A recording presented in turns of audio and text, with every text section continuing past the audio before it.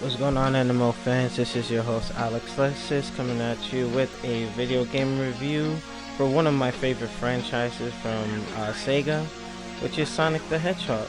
What we're looking at right now is Sonic Generations, and this was released back in November while I was deployed to Iraq, but I finally got my hands on the game and I was pleasantly surprised, so I had to give you my 2 cents on it.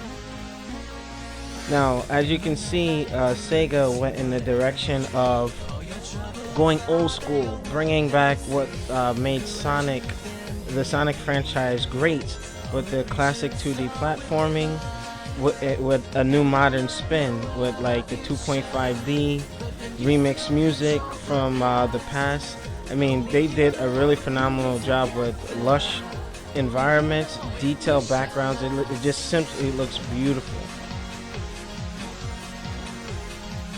One thing you'll notice is just like the lighting, and it looks amazing. I was really not expecting much from the game, considering that a lot of the past outings for the Sonic franchise have been like a complete disaster. Like, for instance, the main one that I can really blame for that is Sonic the Hedgehog 2006.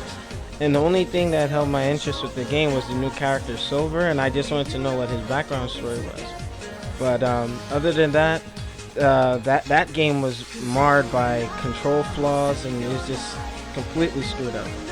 But this game takes a lot of elements from I think it's about 9 Sonic games, and they kind of roll it into one. So you have, elements from Sonic Colors, Sonic 2, Sonic Adventure, and what have you. And that's the beauty of it, because Sega found a way, or Sonic Team found a way to merge everything without breaking the system.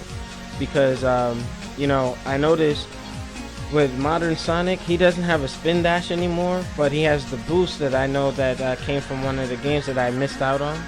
And and that's another point. A lot of people that missed out on Sonic Colors, Sonic Unleashed, things like that, they get a little taste of everything. So it's like reintroducing the franchise to a new generation, and they did it the right way. Like, I wish there was a Mega Man game like this, or a Mega Man X game that took the best of the series and put it into one game, unlike Capcom, but that's a whole nother story. But the game itself plays phenomenal. Responsive controls, except for one thing.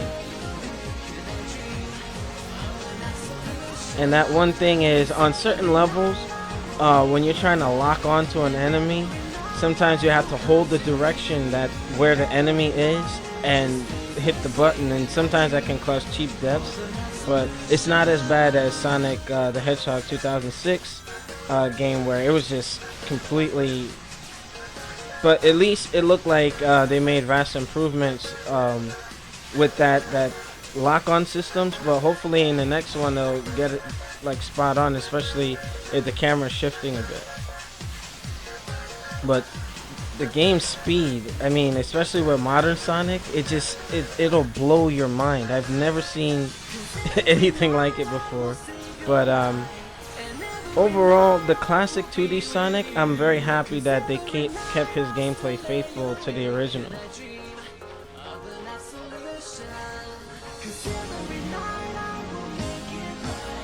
However, one of my gripes is the fact that modern Sonic, his levels have elements of 2D gameplay, which is taking away from classic Sonic, whereas, I think they should have separated it a little more. But other than that, I have no complaints about the game. It's really good. I would highly suggest that you old school Sonic fans, like myself, playing the very first, even the Sonic, Sega Sonic, the arcade game, you true supporters of Sonic, definitely check it out. It's a great game. Music, I'm going to give it an 8. It's remixes of the old songs, but it's, you can't complain. Graphics, top notch. I give it a 10. The only thing, I wish it was 60 frames, but the PC version I know pushes it a little more. But overall, the game gets a 9.5. And if you want to subscribe, make sure you leave your comments below. Leave your comments below, subscribe, and look out for NMO's reviews in the future. This is Alexlexus coming at you with our mini short. Peace.